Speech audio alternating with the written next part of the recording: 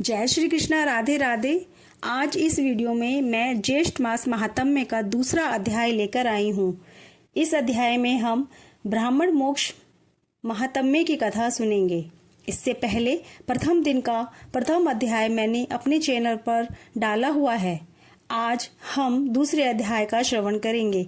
इसी तरह से हम प्रतिदिन के हिसाब से 30 अध्यायों का श्रवण करेंगे। आपसे निवेदन है कि इन सभी अध्यायों का श्रवण मेरे चैनल की प्लेलिस्ट में जाकर अवश्य करें। आइए कथा को प्रारंभ करते हैं। इससे पहले प्रतिदिन प्रातः काल में यानी ब्रह्म मुहूर्त में स्नान करके स्वच्छ वस्त्र पहनकर ज्येष्ठ मास का महात्म्य सुनना चाहिए। पहले अध्याय में हमने सुना था कि सब ऋषियों ने स्कंद ऋषि से कहा कि हम सबने वैशाख मास के महात्म्य को सुना, पर मन की तृप्ति नहीं हुई, अतः आप हमें ज्येष्ठ मास का महात्म्य भी सुनाएं, जिसको सुनने वाले के सारे पाप नष्ट हो जाएं। तब स्कंद जी ने ज्येष्ठ मास में दिए जाने वाले सभी प्रकार के दानों के विषय में बताया। अब आगे की कथा इस प्रकार से है। स्कंद जी कहने लगे कि हे ऋषियों, ज्येष्ठ मास में देवताओं की संतुष्टि के निमित्त प्रतिदिन ब्राह्मणों को दही और चावल का दान देना चाहिए।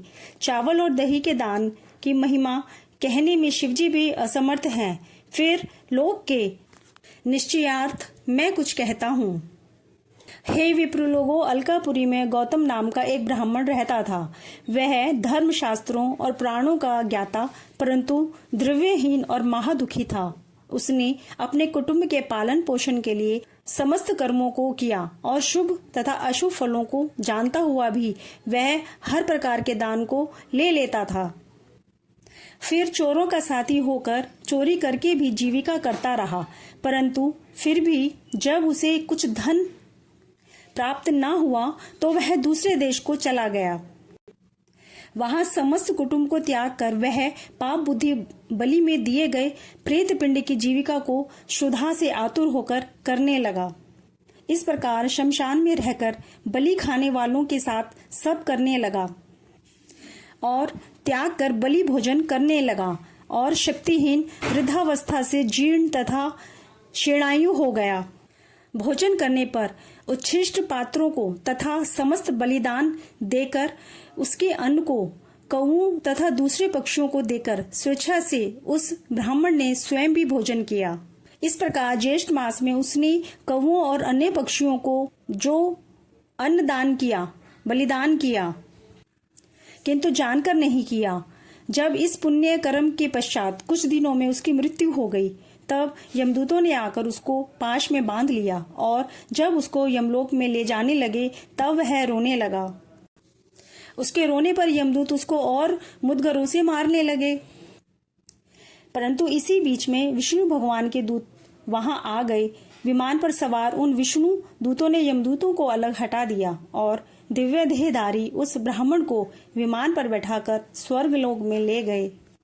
तब यमदूत उस ब्राह्मण का सब वृतांत कहने के लिए यमराज के पास गए और कहने लगे कि हे प्रभु, जब हम उस ब्राह्मण को लेने के लिए उसके समीप गए तब वहां विष्णु गणों ने आकर हमको खूब मारा, क्योंकि वे लोग स्वामी से युक्त हैं और हम नाथहीन हैं।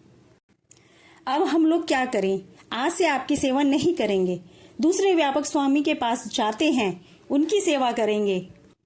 दूतों के ऐसे वचन सुनकर यमराज अत्यंत क्षुब्ध हुए और शीघ्र भैंसे पर सवार होकर दंडधारी यमराज ने क्षण मात्र में वहां पहुंचकर विष्णु दूतों के सामने ही उनको भी प्रताड़ित किया। वे सब विष्णु दूत विमान छोड़कर भाग गए। वे भागकर रमापति विष्णु के पास जाकर सब समाचार निवेदन करते हैं। समाचार सुनकर विष्णु भगवान क्रोध से रक्तवर्ण हो गए और गरुड़ पर सवार होकर यमलोक को गए। वहां उन्होंने इंद्रादि सब देवताओं को साथ लेकर यमराज से युद्ध किया। तब देवता लोग यमदंड से अत्यंत पीटे जाने पर 10 दिशाओं में भाग गए। उस समय भगवान विष्णु और भी ज्यादा क्रोधित हो गए और उन्होंने चक्र से यमराज का वध कर दिया। तब देवताओं ने ब्रह्मा जी को आगे कर भगवान विष्णु की स्तुति की। तब स्तुति से प्रसन्न होकर भगवान ने यमराज को जीवित कर दिया। धर्मराज ने भी उस समय भगवान विष्णु को प्रणाम करके कहा कि हे भगवान, मेरे अपराधों को क्षमा करें। उसके बाद ब्रह्मादि सब देवता अपने अपने स्थान को चले जाते हैं। तब विष्णु जी बताते हैं कि अज्ञानतावश उस ब्राह्मण ने दही और चावल का जो दान किया था, भगवान ने उसके प्रभाव का वर्णन किया है कि यह अज्ञातवश ज्येष्ठ मास में दही और चावल के दान का फल है। यदि जानकर श्रद्धा से दान किया जाए तो उसका तो कहना ही क्या है। अतः प्रत्येक उपाय से ज्येष्ठ मास में द्विज जातियों को प्रतिदिन दही और चावल का दान करना चाहिए तथा प्रतिदिन ब्राह्मणों के चरण धोकर सुगंधित चंदन से उनका पूजन करना चाहिए और सुगंधित पुष्पमाला, विविध प्रकार के पान जैसे आम का पन्ना, लस्सी और शरबत आदि से उनका सत्कार करना चाहिए और स्वयं सुगंध युक्त होकर पंखे से हवा करनी चाहिए।